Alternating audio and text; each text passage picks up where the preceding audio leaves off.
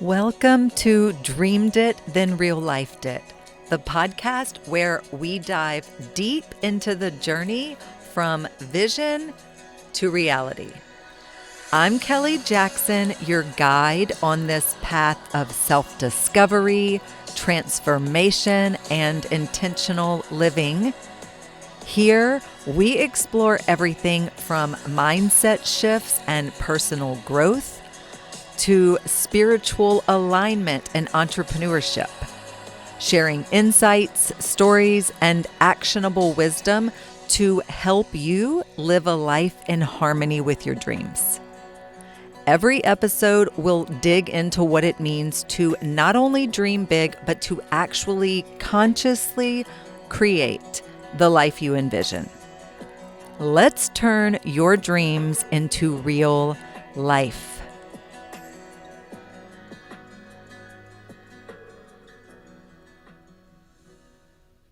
They say don't talk about politics or religion if you want to keep the peace.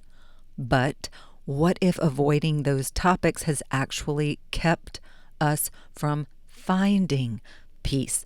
I want to open a conversation from the heart, not to preach, not to persuade, but to reflect and to honor the complexity of being a human in a divided world, and to explore what happens when we anchor ourselves in love, not labels.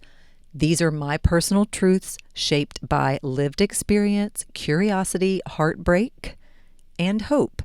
And this episode takes a compassionate, holistic look at the two topics we are told not to talk about: politics and religion. But we're going there. And not to argue, but to connect. I will share my personal journey of walking away from fear-based religious teachings and feeling grateful to not be a part of party line politics, to live in alignment with my soul's truth. We will explore how to remain anchored in love, personal sovereignty, and inner peace, even in the face of external pressures and differing beliefs and cultural conditioning. We're going to explore these two, quote, taboo topics, politics and religion, through the lens of personal awakening, inner peace, and collective healing. And I'm going to share some personal truths with compassion and encourage everyone who is tuning in to think for themselves and offer a heart-centered path forward that's rooted in love, respect, and alignment. So we're going to start off with love is my religion. I grew up with religion. I have also outgrown religion. I now believe that every religion carries a piece of the truth, but none of them are the whole truth, the absolute truth. That doesn't make me lost. It makes me liberated. For a long time, I tried to make myself fit into the boxes that religion handed me. But eventually, I realized that so much of what I was taught came from fear, not love. I don't believe a loving God would need to scare or shame me into obedience. And that realization cracked me open and launched me into a spiritual journey of curiosity, freedom, and connection. And today I walk a spiritual path that feels deeply honest to my soul. And I believe everyone deserves the freedom to explore what that looks like for them without the guilt or shame. We are told not to talk about religion and politics, but these are the areas where so much wounding and division and disconnection live. For me, choosing to step away from organized religion, it wasn't about rebellion. It was about reclaiming the kind of spiritual connection that felt honest and expansive, abundant, and deeply rooted in love. I no longer resonate with a system that teaches people to be afraid of their creator. Love, not fear, is my compass. And today I want to share what that journey has looked like. There is truth in all religions, but no one religion is the truth. That is my belief. Religions are like languages. We are all trying to speak to the same divine source using different words, stories, and rituals. And I believe the universe, God, spirit, whatever you call it, can't be contained by one doctrine. That shift in belief set me free. I grew up with religion as a guiding force in my life, but eventually I realized I was following the rules out of fear and not moving through life from love. And my spiritual awakening began when I stopped asking why or what I was supposed to believe and started asking what felt true in my bones. And I now have a wider, more expansive viewpoint than the one religion I was raised in. The God that I know now is not vengeful or conditional, and it's also not a man or even a strictly male presence, and it's definitely not a white man with a gray beard sitting on a cloud in the sky. My spirituality isn't about being right, though. It's about being real. Organized religion often centers obedience over connection. And for me, the core of spirituality is direct connection, prayer, stillness, awe, meditation, not rules that shame or divide. I want to feel closer to love, not like I'm failing at a checklist. And one of the core reasons that I moved away from organized religion is because I could not align with the fear-based teachings. And I started to notice how often the messages were rooted in guilt, shame, punishment, and the fear of abandonment. Like, if you don't do this, God won't love you. Or if you don't believe this, you're condemned. And that didn't feel like love to me. It felt like control. And I don't believe true spirituality should ever require you to be afraid of the very source that created you. And the God that I've come to know is loving and expansive and forgiving and kind. And when I released the fear, my connection deepened in ways that I never imagined. So what ultimately led me away from organized religion, I think, were two things. One being how many teachings were rooted in fear. Like, if you didn't behave, you'd be punished. If you didn't believe the, quote, right things, you'd be condemned. And that just never felt like the God I spoke to in my quietest moments. And I believe in a God who meets me in grace and in stillness and in healing, and who welcomes questions, not just obedience. Fear was never the doorway to the divine for me. And the other main reason being, and one that I have wondered since childhood, how can you believe that this is the only truth? That means that just because, like, someone else was born on the other side of the world into a family or a culture that had another faith, another belief system, that by your standards, they're all condemned to hell. Like, they're because they don't believe in the same Savior that you believe in, so they are automatically condemned to hell. I could not get behind that thinking, and I couldn't wrap my mind around it. I mean, from childhood, I didn't understand it. And I would always question how it all started. And I was raised Baptist. I had a Mormon best friend. So I knew and this was in elementary, I knew from an early age that there were different religions and different beliefs. In middle school, I went with a friend to church who was Catholic. And when she went to receive communion, we just, we got up and went and got it together. And we were not sitting by her mom who had brought us. But after church, when her mom, who knew I wasn't Catholic, I kind of got in trouble. And I remember it was just like, I didn't know, but it was very, I remember just the way I felt and the things that were, it was like one of these things. And then I went to a Catholic high school. And again, it was a culture shock. It was even though they're under the umbrella of Christian, Baptist and Catholic are very different as well. So let me lead to this, because this kind of maybe connects it.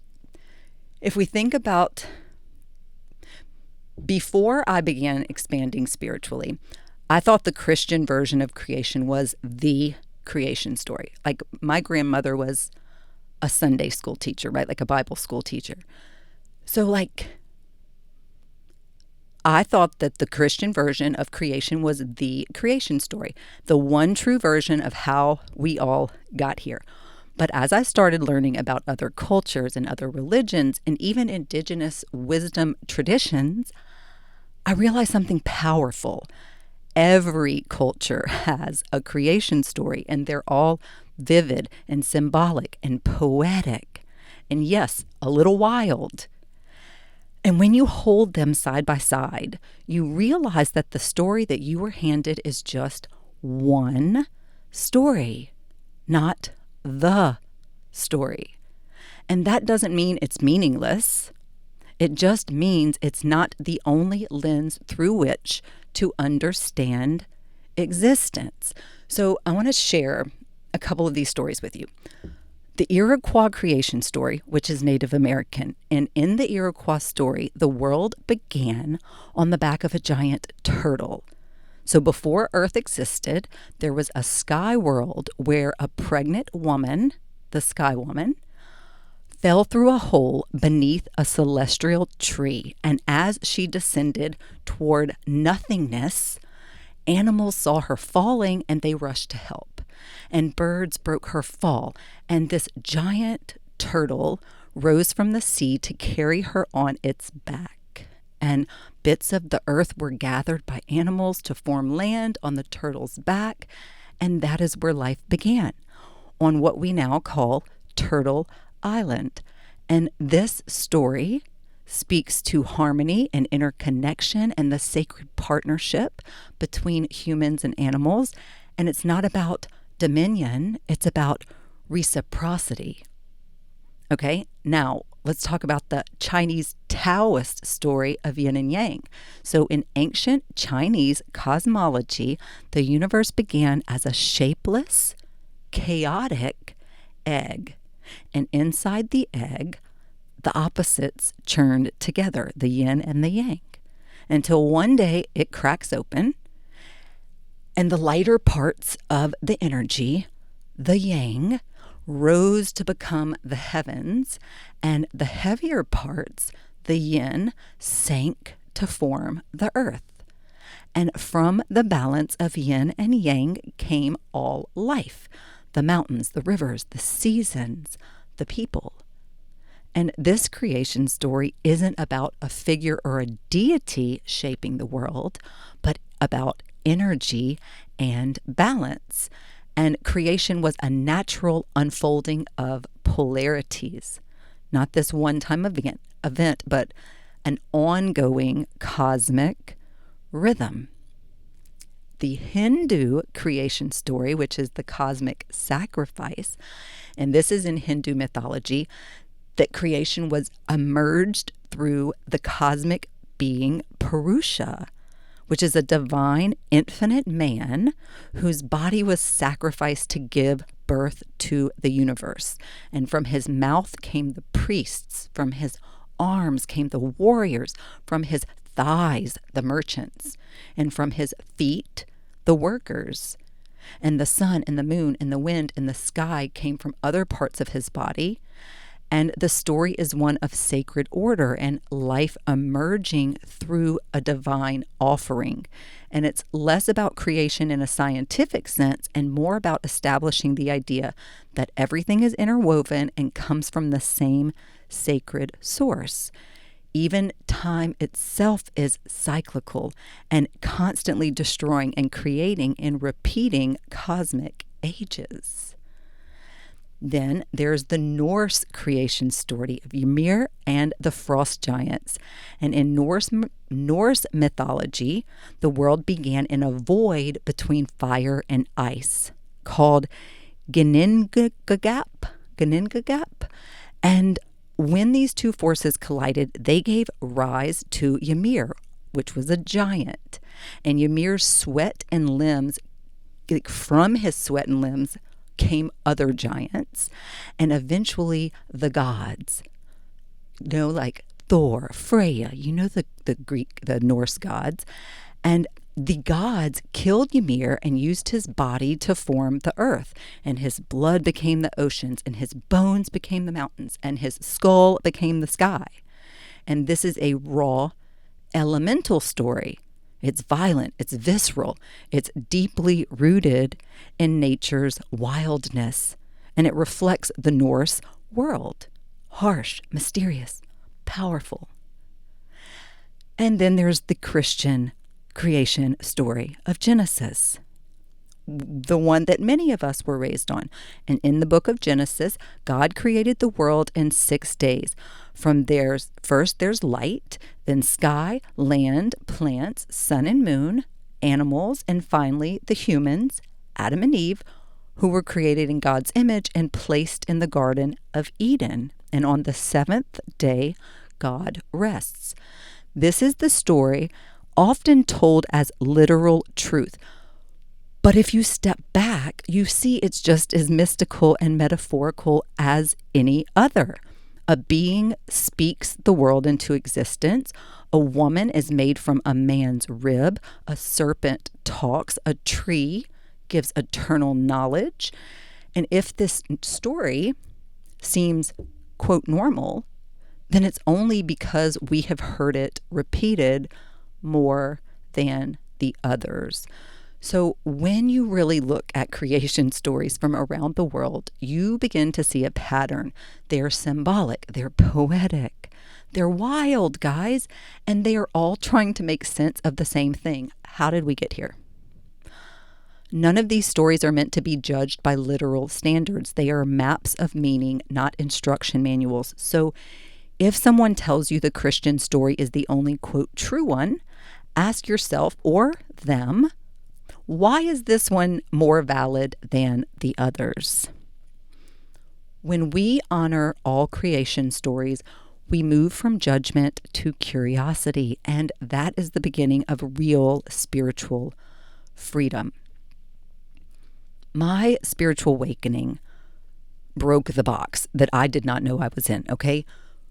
Leaving a traditional path does not mean you lose your faith. It often means you find it for the first time. And my spiritual life really became more meaningful when I stopped looking for one set of rules and started tuning into my own connection. The rituals, the nature, the stillness, the breath work, the intuitive nudges, like all of this became part of my spiritual rhythm. And it wasn't less holy just because it wasn't found in a pew. Love is my religion. And if the teaching doesn't sound like love, I don't believe it's from the divine. Compassion, forgiveness, unity, that is my spiritual path. And that is how I find peace and power and love and connection. And we're allowed to evolve, and we are allowed to question, and we are allowed to walk a spiritual path that feels aligned, honest, and rooted in love. Again, love is my religion, compassion is my doctrine, and curiosity is my spiritual practice. You do not have to fit into anyone's version of enlightened or saved to be deeply connected to something sacred. You are allowed to create your own relationship with the divine on your own terms. Now, we are going to come back to religion a little bit, but I do want to hop in here and come back to politics for just a little minute, because I said we're going to talk about both, and we are. And then I just want to switch over for a second because I have a thought. Political consciousness without polarization. Just like with religion, we are often handed our political beliefs instead of exploring them. I don't see politics as left versus right. I see it as a reflection of collective consciousness. And the more we heal ourselves, the more discerning we become. Your vote isn't wasted when it aligns with your truth. We have been sold this idea that if you don't vote red or blue, your vote doesn't count. But what's more powerful, voting with integrity or voting with fear? I know what's more powerful for me. And we need more courage, not more conformity. So remember that there are more than two choices, and there always have been, and limiting our view to only two parties shuts down creativity, collaboration, and the future that we haven't even dreamed up yet. The system is designed to keep us divided, but our intuition doesn't fit inside of that box. You're not wasting your vote. So I want to kind of dismantle the red versus blue binary here for a second. When it comes to politics, I really believe we're doing ourselves a disservice by clinging to the false dichotomy of red or blue. Red or blue. Blue or red. As if those are the only two options. We're not limited to two choices, and our democracy depends on us remembering that. You are allowed to vote in alignment with your values, even if the system tries to tell you it is, quote, a waste. So let's talk about it. It is a false binary that is keeping us divided. The idea that the only options are Republican or Democrat is not just limiting. It is a strategy that keeps us from imagining anything different. It's a form of conditioning that shrinks our agency. When we believe there are only two teams, we stop asking better questions. And the quality of your life is directly impacted by the quality of the questions that you ask. But the truth is this: nuanced people often don't fit into neat political boxes, and we shouldn't have to. So this is why I reject the wasted vote thinking, because we're told don't throw your vote away, as if choosing someone outside of the two-party system is irresponsible. But is it really irresponsible to vote for what you believe in? Or is it actually more aligned than holding your nose and voting out of fear? Your vote is your voice, and your voice matters. Don't silence it just to play by a broken system's rules or an outdated system's rules. So there is this element of personal sovereignty over popularity that comes into play. I vote from integrity, not pressure. And even if it feels like I'm going against the tide, I would rather know that I use my voice honestly than fall in line out of fear. Sovereignty is about choosing what's true for you, even if it's not what's trending. And if more people voted from alignment rather than fear of splitting the vote, then we would see a totally different landscape. You're not required to pick a side. You are allowed to create your own beliefs and vote with your heart, not just your fear. That's what it means to live in integrity, and that's where real change begins. I don't watch the news, guys, but I stay informed. I protect my peace and stay aware. I curate my sources carefully. I don't believe in being numb, but I don't believe in letting fear-based media hijack my nervous system either. I know y'all have heard me time and time again. I love to sing his praises. Brendan Burchard, he is the world's leading high performance coach. And I have so much respect for this man. If you're not following his work, give it a try, especially if you consider yourself or care to become a high performer. And this is one of the things that he always teaches as well. And look, anyone who has known me my whole life can tell you I've never watched the news, ever. I don't do it. I'm not a news watcher, never have been, never plan on being. But the wonderful thing, this is something Brendan talks about pretty often too. You don't have to do it. You don't have to do it, okay? But let's keep moving. Community over commentary. Okay. Real change doesn't start in Congress. It starts in conversations, in kitchens, in communities. If each of us focused on repairing our relationships and supporting our local world, we would change the big world faster than any election cycle. Politics is ultimately about how we relate to one another, and we heal those relationships not just by who we vote for, but also by how we show up in everyday life. This idea of sovereign politics and creating change from the inside out, I want to zoom out for a minute. And politics can really feel like a battlefield, and especially in the current climate. And for many people, especially those on a spiritual or self-awareness journey, it feels tempting to disconnect entirely. But what if real political power starts within? Not in party lines or slogans, guys, but in the sovereignty of our choices, the clarity of our values, and the intention behind every vote, every conversation, every energetic investment. Okay, so let's explore what it means to navigate the political world from a place of alignment, empowerment, and heart. Starting with the illusion of the two-party system. Most of us grew up believing that politics is red or blue, Republican or Democrat, period. But the truth is there are more than two ways to think and to feel and to vote, okay? And staying trapped in this binary narrative really keeps us from expressing our full truth. When you believe a third-party vote is a wasted vote, you are essentially saying that your alignment is less important than your popularity. And that mindset keeps us locked in cycles that we claim we want to break. Real change starts when we value integrity over image and vote from who we are, not just who we are told we are supposed to support.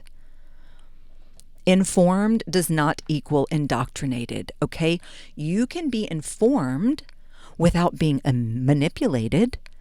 You can care deeply about the state of the world without taking on all of its chaos as your own.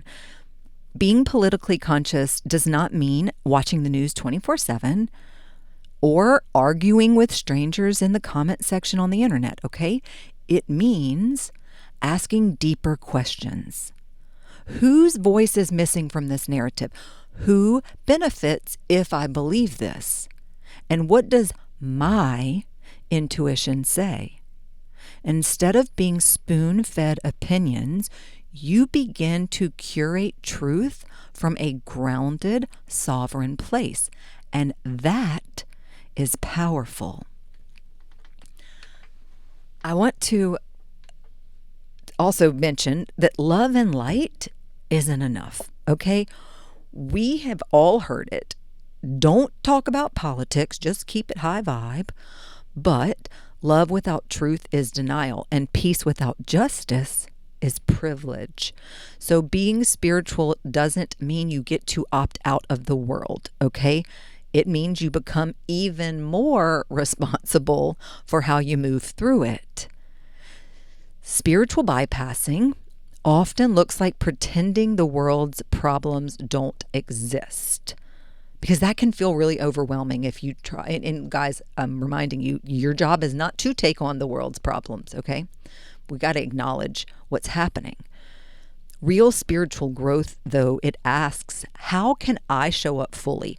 Heart open, eyes clear, feet planted, in a world that is crying out for change. That is what conscious citizenship looks like, okay? We can go from a passive consumer to a conscious citizen. Just like in the digital world, we can be passive consumers in politics. Just like we can be in the digital world. If you checked out the Algorithm is a Mirror episode, guys, that's a really good one. Really good one. Check it out. But just like in the digital world, we can be passive consumers in politics as well, just reacting to headlines or clicking angry emojis or tuning out altogether. But your energy is a vote, and your attention is a vote. So what you stand for in conversations and how you spend your money, because every dollar you spend is like casting a vote for the kind of world you want to live in, okay? In the way that you hold boundaries and the way that you speak your truth, that is all political. You don't need to become an activist to have impact. You just need to live in alignment with what you say you value, and that ripple adds up. Change begins at home and it ripples outward. Yes, there are atrocities happening all over the world, things that deserve awareness and compassion and change. But if we become obsessed with distant cries while neglecting the dynamics in our own homes and families and neighborhoods, we miss our most immediate and powerful opportunities for transformation. Okay? How are you showing up in your relationships? Are you voting with your energy at the dinner table or with your partner, your kids, your coworkers? And if every person on this planet committed to healing their home and community, then the world would shift dramatically. So don't underestimate the spiritual and political power of healing where you are. This is not avoidance, guys. This is embodied activism. Embodied. The most revolutionary act is being fully you. Systems shift when individuals stop shrinking. You do not have to campaign or protest to make a difference. You simply have to embody what you wish others would. When you choose peace in your home, you choose peace. When you model compassion in conflict, when you teach your children emotional literacy, that is changing the world. It is slower than outrage, yes, but it's deeper. And it's not just about voting every 4 years, guys. It's about voting with your vibration every single day. This is work I guide my clients through, activating their sovereignty, unlearning the fear and conformity that keeps them small. Guys, learning to trust their intuition, their truth, to use their voice and lead with alignment. If you have been wanting to explore that work more deeply, I would love to walk with you, and you can, as usual, find the link to my programs to apply for one-on-one coaching in the show notes. You don't have to have all figured out, guys. You don't have to debate anyone or prove anyone or prove anything or fall into a trap that everything's been set for you. All you have to do is come back to yourself and anchor into what's true for you and live it boldly with love in a world that is desperate for direction. Authenticity is a revolution. Sovereignty is your vote. And that leads me to another thought about building bridges instead of burning them. Okay, we have become afraid to talk to people who disagree with us. But as a matter of fact, maybe some things I have said in this podcast episode have triggered TF out of you. Okay, if that's the case, do I have an episode for you? The one we last week, the gift of triggers, turning shadows into guides. Check it out. Like, truly, if you're triggered by anything I'm saying in this episode, you will like that episode. But we become afraid to talk to people who disagree with us. But building bridges doesn't mean that we agree with them. It means that we're seeing the humanity in each other. And that starts with how we hold space for discomfort. Okay? Compassion doesn't mean compromise. I can hold my truth and stay open-hearted. That doesn't make me weak. It makes me wise. And when I stay curious instead of reactive, I create space for something bigger than right or wrong. The ego needs to be right, but the soul wants to be free. And every time I choose to listen instead of fight, I get closer to freedom. This doesn't mean tolerating harm, okay? It means transmuting pain into understanding. And the healing happens in relationships, not ideologies. I have truly found more transformation sitting across from someone in honest dialogue than I have ever in a comment section. Okay, when we choose connection over control, we create change from the inside out. You don't have to dim your light to build bridges. You just got to lead with love, ask some better questions, and trust that unity doesn't require uniformity. Okay? We don't all have to have the exact same beliefs. It's okay that we don't. Peace is a practice. It's not a bumper sticker. Or, I believe peace isn't passive. I believe it's not about being quiet or neutral. It's about being rooted and being intentional and being powerful in your presence. And if peace is the goal, then healing is the path. Peace starts in your nervous system. If you are dysregulated, reactive, and overwhelmed, the world will always feel like chaos. The work is to create inner safety first, because from that place, you don't just think clearer, you live clearer. Micro peace creates macro change. And if every person focused on healing their family, their friendships, their block, their building, we would shift the whole planet, because revolution doesn't always look like a march. Sometimes it looks like an honest apology or a boundary or a heart-to-heart. You don't have to carry the weight of the world. Just carry what's yours. Tend to what is in front of you. Be a steward of your own integrity and trust that it echoes farther than you can see. There's this, I believe it's a Rumi quote that a friend sent me at the beginning of my own spiritual awakening and journey. And it's, at first I was smart and I wanted to change the world. Then I became wise and I wanted to change myself.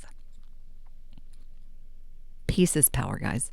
And when we choose it, even in the smallest moments, we can change the collective, and this is the real revolution. Okay.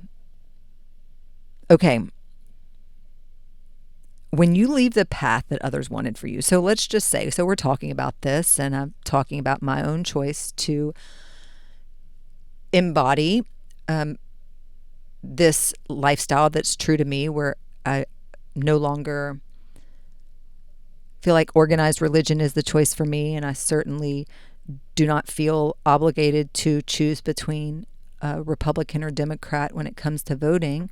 So what happens when you leave the path others wanted for you? Because leaving a faith or a political identity isn't always met with understanding. Sometimes it's met with confusion or anger, or even heartbreak from those who expected you to stay the same. So let's talk about these kind of tender real life experiences of choosing alignment over acceptance and what it looks like to hold your ground in love. Starting with what about when your family doesn't understand? It's painful when the people who raised you or loved you can't make space for your growth. You may be labeled as rebellious or lost or even led astray. But the truth is, you're just following your soul, and it is okay if not everyone understands your path. Love them, honor them, but stay true to you. Boundaries are not betrayal, guys. You are allowed to create distance from people or conversations that dishonor your truth. You're not being mean. You are protecting your peace. And when you leave old identities behind, you may also need to shift the dynamics around you. Boundaries are what allow you to grow without constantly being pulled back. Okay? And look, you have to acknowledge that there may be some grieving to what you thought you belonged to. Because sometimes your biggest grief is not just what you left, but what you thought it would be. And maybe you thought your church was your forever home or your political community was your family. Grieve that. Honor what it gave you and then bless and release it with gratitude. You're not alone in this, guys. Many of us are waking up to our own truth and learning to walk paths that feel more honest, even if they're less familiar. And it's okay if you outgrow the rooms you once felt safe in. You're not broken. You're becoming. So then what happens, though, when people pull away? I want to talk a little bit about navigating the fear, the rejection, and the spiritual loneliness, okay? And this might be a tender topic again, and something that I know some of you have experienced or are afraid to experience, which is the perceived loss that sometimes occurs with leaving organized religion. And not just the loss of structure or ritual, but the quiet, disorienting loss of people who no longer feel safe around you. And since moving away from Christianity, I've had people tell me, you need Jesus, you've lost your way. Some don't say anything at all. They'll just pull away. And they stop engaging, stop reaching out, stop standing close. And here's what I've come to understand. It's not always personal. It's primal. And let's unpack what's really going on here. Spiritual identity can feel threatening to others. When you shift spiritually, you might not be trying to convert anyone, but your presence alone becomes a mirror and people can feel it. Your liberation might call into question their own limitations. And if someone's entire identity is wrapped in religion, then you choosing a different path can subconsciously feel like a threat to their safety or worldview. And it's not that you have done anything wrong, it's that you are unknowingly inviting them to question what they have been told not to question. And for many, that is terrifying. So they distance themselves, not because you're unsafe, but because their programming tells them that you are.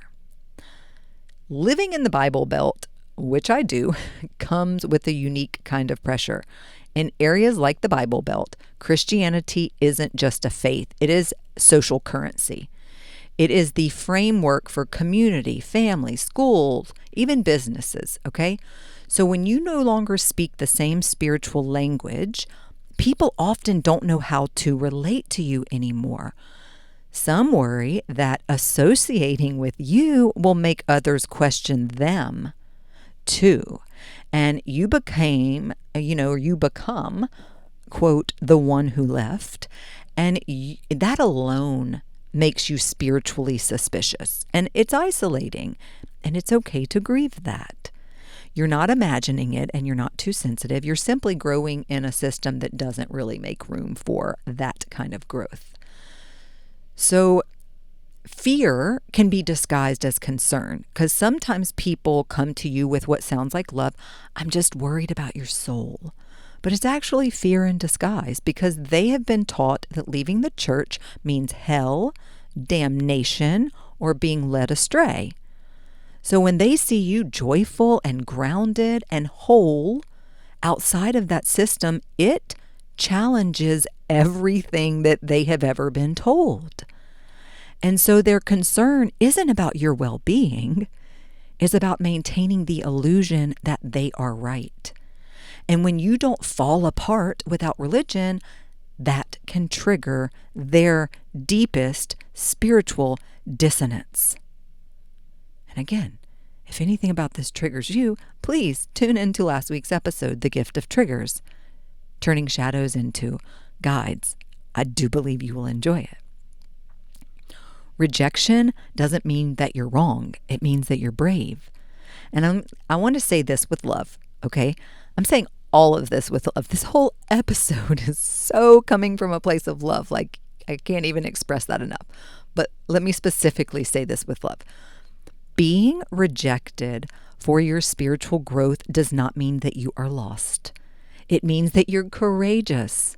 It takes guts to walk a path less traveled and to question what you were taught and to expand into a relationship with the divine that is intimate and intuitive and yours. The people who pull away may never understand, but that doesn't make your path less sacred. And in fact, it might be the most sacred thing that you ever do. It is painful when people pull away, and yet every time it happens, I've used it as an invitation to pull closer to myself and to build deeper self-trust and find aligned community and walk with even more love and conviction. And if you're going through this, know that you're not alone. This season may be quieter, but it is filled with truth. And in that truth, you are always held. And again, if you want to be held even more deeply, guys, come into one of my coaching containers. This is what we do. This is what we do. Okay. I want to keep going. I want to talk about spirituality as expansion, not rejection, because we were just talking about rejection. When you step away from something, you're not always rejecting it. You might be expanding beyond it. Choosing a more fluid, intuitive, connected spiritual path isn't a betrayal of your roots. It might be the deepest honoring of your soul. So let's explore what it means to live your spiritual truth without shame. And again, I say this often, that now I have a wider, more expansive viewpoint than I did when I identified as Christian. Wider, more expansive. We're going to get into that in a minute. Holding reverence for the past without being bound by it is one way that you can honor the beauty of what once served you while still choosing something new. Spiritual growth doesn't require resentment. It requires honesty. And sometimes the teachings that once helped us now feel like a cage. And the most loving thing that we can do is unlock the door and create sacred practices that align. You know, your spiritual life is yours to co-create. So light a candle, meditate, dance, pray to the sky. It is not about rejecting tradition. It's about reclaiming your connection in a way that feels alive. Alive. That is spirituality in its purest form. And you can embody the divine in everyday life. The divine isn't confined to temples or texts, or it lives in your breath. It lives in your body, in your relationships. And when you start to feel your connection in the ordinary moments, that's when it becomes real. Sacredness does not need ceremony. It needs presence.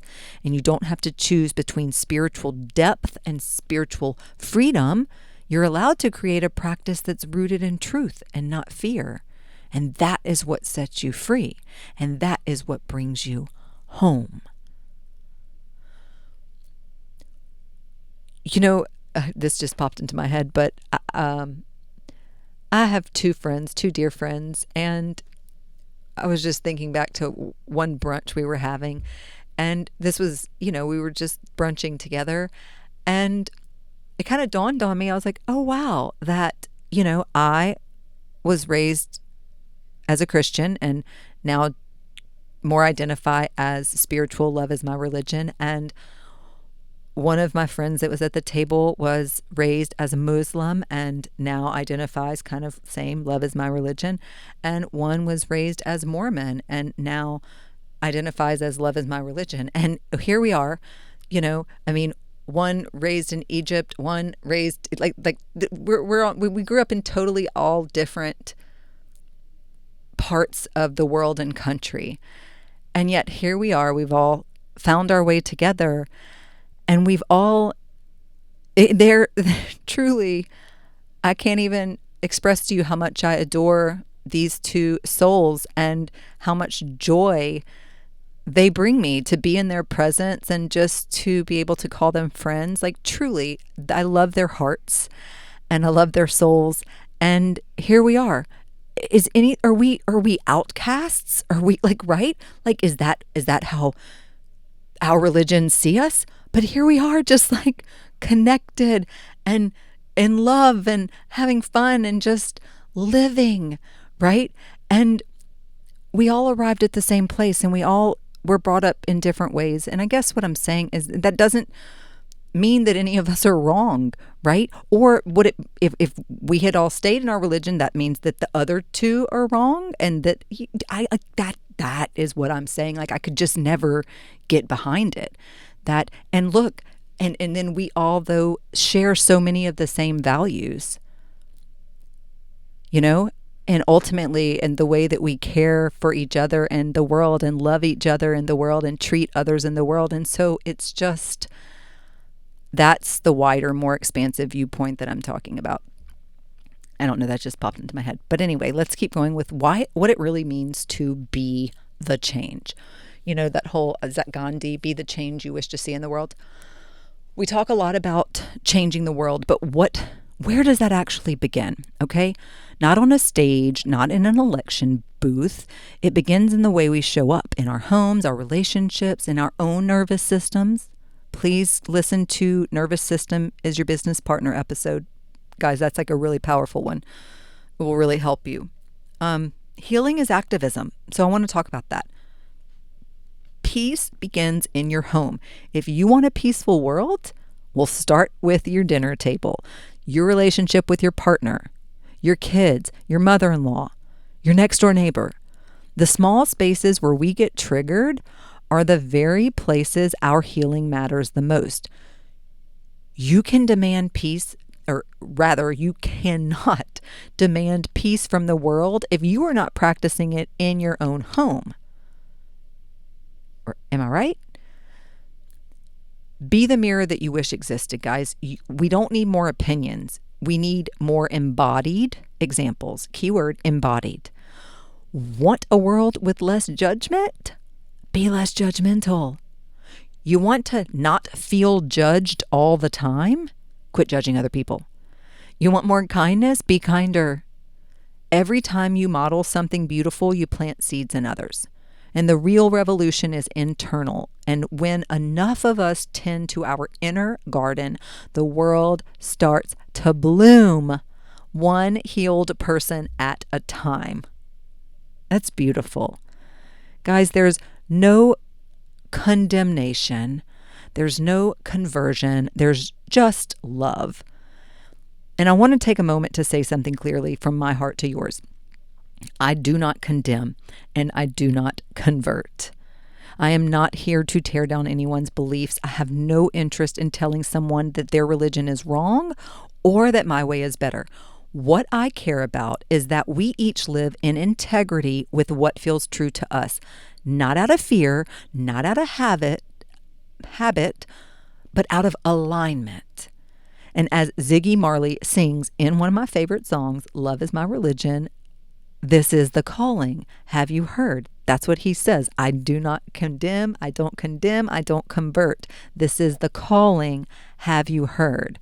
and the calling to me is love, and love leaves room for everyone.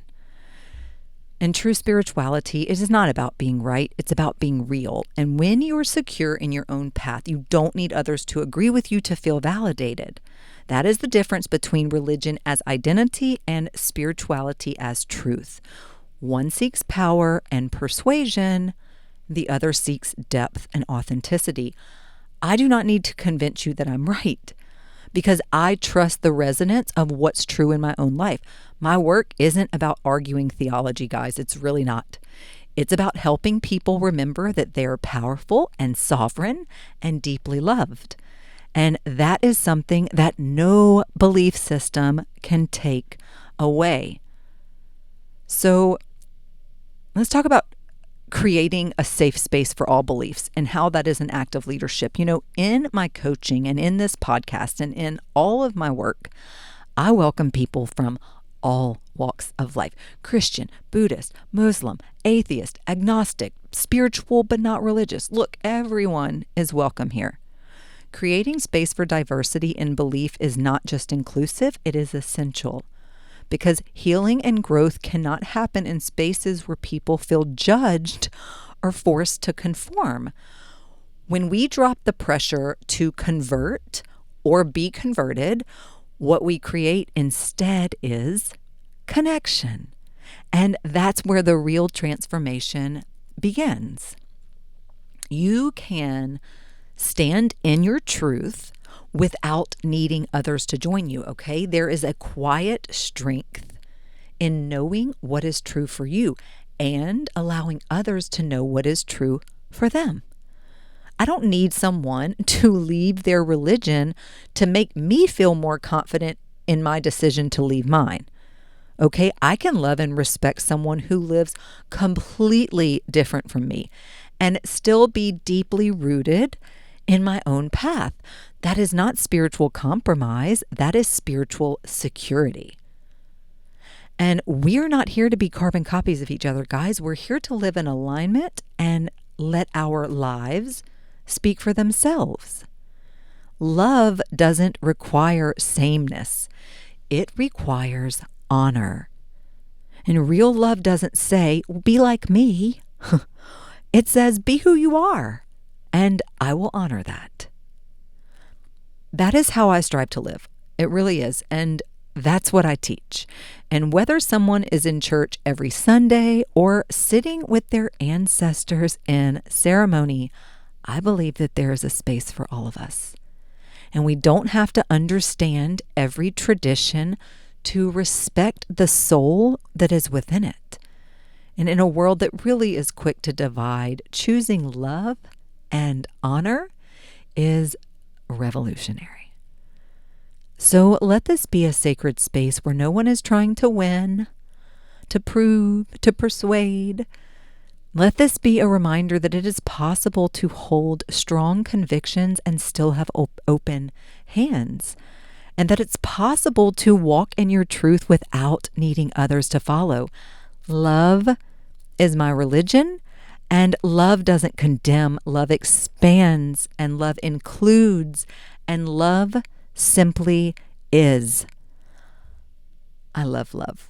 I want to talk a little bit about, because I mentioned something earlier, and I wanted to come back to this. Sacred text and spiritual wisdom and choosing resonance over religion. Even though, and then this is, well, you'll see. Let me just talk. Even though I no longer identify as Christian, I still find wisdom in the Bible. And just like I find wisdom in Buddhist text or yogic philosophy or indigenous oral teachings or Rastafarian music and mantras, okay? I believe truth is not owned by any one tradition, and it is revealed through resonance. And guys, and I didn't mention this, but I'm going to go back. So right when I really and truly, and I know this for a fact, because right after the divorce, 4 months after the divorce is when I decided to make a dating profile, online dating. This is before the celibacy journey. But I remember one of the things you had to on the profile that you had to choose was like religious, or they had spiritual but not religious. Like they had religious was an option, and then they had the option of spiritual, comma, but not religious. And then they had other options too that fell into that same category. But I remember going, like, at that time, I didn't even understand. Like, I felt like I had to choose religious. Like, that wasn't that. And I chose spiritual. Like, maybe you could choose two, but not religious. But I just remember feeling like I'm not allowed to choose someone who's not religious, right? Like, there was so much fear there.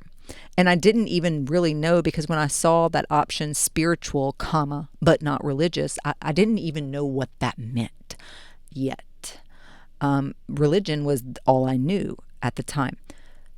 And there was a quote from the Bible, because the divorce was a very difficult time leading up to it and after it, going through it, before it was finalized and all of that.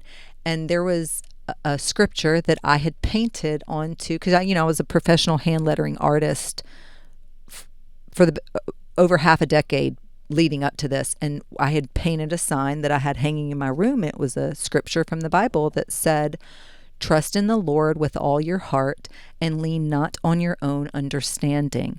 In all your ways acknowledge him, and he will make your path straight." Now, we're going to come back to that in a little bit, but I'm just throwing it in here for now. It's going to kind of lead to this next part of the conversation.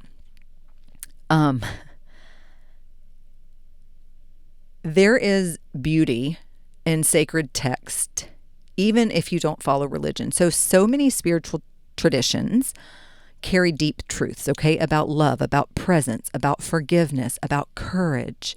And I've read verses from the Bible that touched me deeply, like the one I just shared, right? And that one did touch me deeply.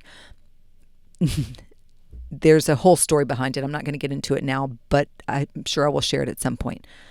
But not because I'm trying to be a good Christian that these verses touch me so deeply, but because they spoke to the universal human journey. And in the same way, I have cried reading lines from the Bhagavad Gita, or from sitting in meditation with a line from Rumi, okay? Truth is everywhere. If we have the eyes to see it and the heart to receive it, you don't have to be part of a religion to appreciate the wisdom that it offers. And I don't resonate with fear-based teachings, and that's okay, because many of the teachings I grew up with were fear-based. The fear of sin, the fear of God, the fear of punishment, the fear of eternity. And as I healed and awakened, I realized fear was never the teacher my soul signed up for, okay? I don't believe suffering is necessary for growth. As a matter of fact, I believe that pain is inevitable, but suffering is a choice. And a lot of what I was being taught was just that you were made to suffer. That's what God wanted you to suffer. And I believe we can evolve through joy and ease and awareness and choice. And I no longer live in fear of God. I live in relationship with Source, with life, with love itself, with God. Okay? It's good to mention here that Jesus was misunderstood and rejected, and that is part of the message. One of the most fascinating parts of the Jesus story is how much resistance and hatred he received from the very people who claimed to be faithful. He wasn't accepted by the religious elites, and he challenged systems and questioned rules and loved the unlovable and welcomed outsiders. So when people use Jesus to shame or exclude or control, I can't help but think they've missed the point. If anything, I see Jesus as an example of someone who followed his divine truth, even when it made other people uncomfortable. Okay? So take what serves you and leave what doesn't. That is spiritual maturity. Okay? You're allowed to read a passage of scripture from any tradition and say, this part speaks to me, and this part doesn't. And you're allowed to take the wisdom and leave the fear. And you don't have to agree with an entire doctrine to receive powerful insight from one line. Okay? That is discernment. That is sovereignty, and that is the kind of relationship that I have built with sacred texts. Not one of blind loyalty or indoctrination, but one of mutual respect and inner listening. And on that note, here's my other thought process. How can we call one book the truth if we haven't read the others? Have I read the Bible cover to cover? No, I haven't. But I also haven't read the entire Bhagavad Gita, the Quran, the Book of Mormon, the Three Baskets, the Yoga Sutras, okay, etc., etc. And most people who claim one book is the only truth haven't read any of the others either. Okay, so if you haven't taken the time to even explore or be curious about the other sacred texts, then how can you say with full confidence and conviction that one holds the absolute truth? That doesn't sound like faith. That sounds like fear of being wrong. Curiosity is not betrayal, guys. It's reverence for the idea that divine wisdom can exist anywhere. So no, I haven't read every spiritual text cover to cover. I have not. But I've read myself, and I've listened to the stirrings of my heart and the whispers of my soul and the lessons of my own experience.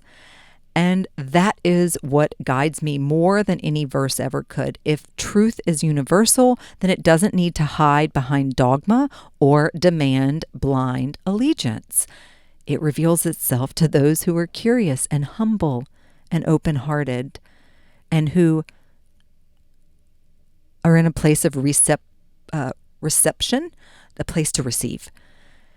And if that's you, welcome. You are on the path. If this episode is stirring something inside of you, if you are navigating your own spiritual shift or learning how to live more truthfully in a world that loves to box us in, I want you to know you don't have to do it alone. This is the exact kind of inner work that we go deep into inside of Self-Love Uni and my coaching containers. You are allowed to live fully in your truth, in your sovereignty, and in your light. Let me support you on that journey. We've got the details in the show notes at the beginning, at the bottom of this. Politics, religion, identity, belief systems, we have used them to divide us. But love brings us home. I don't have all the answers, and I am not here to convince anyone. I am here to share my truth and hold space for yours and invite you to live a life that feels aligned and conscious and free. And again, if this episode stirs something in you, if you're craving deeper connection, more inner peace, and a space to unlearn and rewire, you are invited into my coaching world, whether that is through Self-Love Uni or private mentorship. I would love to walk with you. If this episode stirred something inside of you that's more like a trigger, then again, maybe start with last week's episode, The Gift of Triggers, turning shadow into guides. Let's raise the vibration, one healed conversation at a time.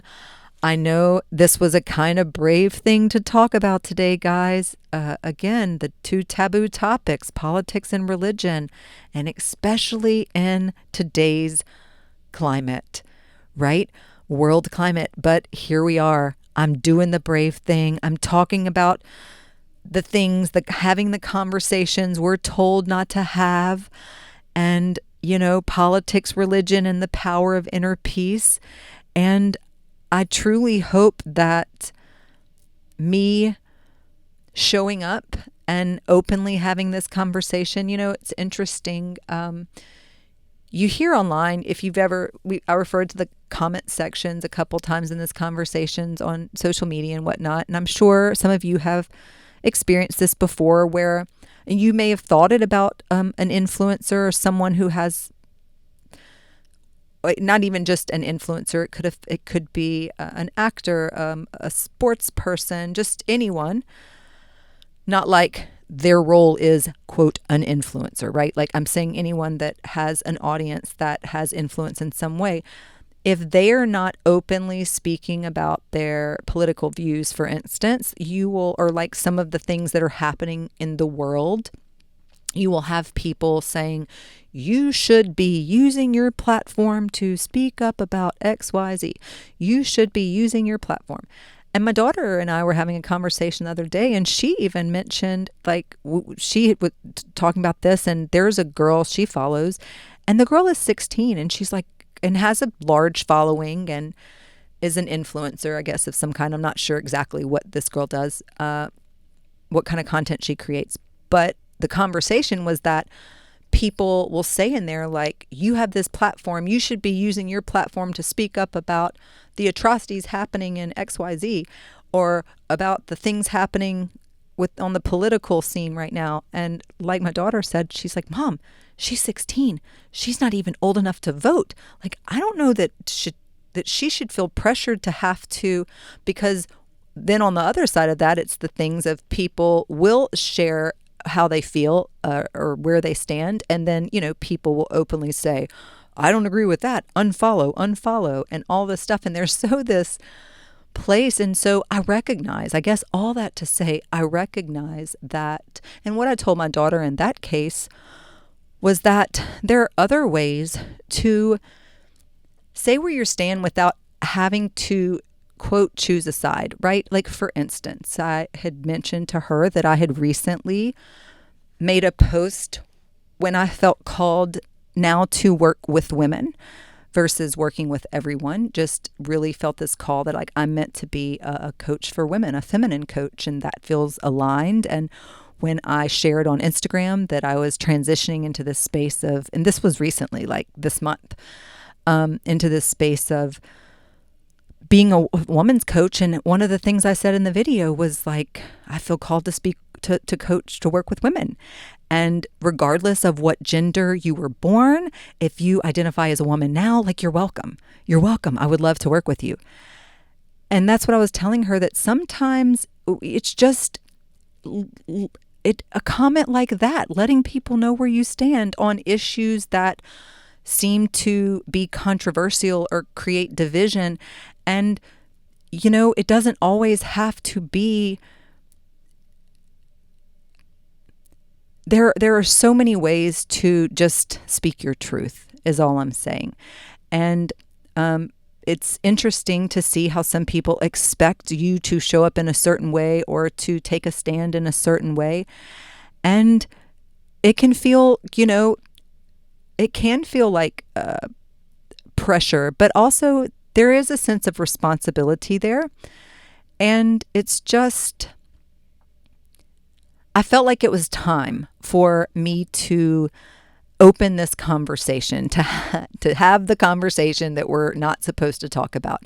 Because even though there are certain things, topics, viewpoints that I do openly share, this is not the first time. I mean, I openly talk about love is my religion. Some of these things aren't the first time that I'm talking about them, but to actually have a whole conversation over an hour long dedicated to where I stand on all of this, it feels like the right time. Do I recognize that this is going to land well with some and it might make others feel a little uncomfortable? Yeah, I recognize that. But you know what? I'm doing it anyway. Because it's what I feel called to do. Remember, I'm not here to preach. I'm not here to persuade. I'm just here to reflect, have an honest, open conversation from the heart. And I hope that you found something out of this that, that moved you in a good way. And if you did, please be sure, leave a comment, share this with somebody that you feel like needs to hear it. Appreciate when you do that. Thank you for being here, and I'll see you next week, guys. Bye-bye.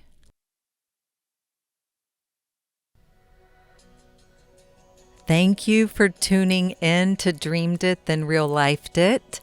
I hope today's episode sparked something powerful within you. Remember, every step you take towards your vision counts, no matter how small. If you enjoyed today's conversation, please take a second to hit that subscribe button or leave a review. That would be amazing. Or share the podcast with someone who's ready to bring their dreams into reality too. And if you're looking to dive deeper, connect with me on social media at Dreamed It, Then Real Lifed It, or at BE_what you want.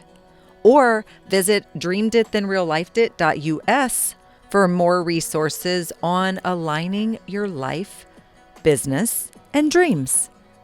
Until next time, keep dreaming and keep manifesting your dreams into real life. Love you, friends.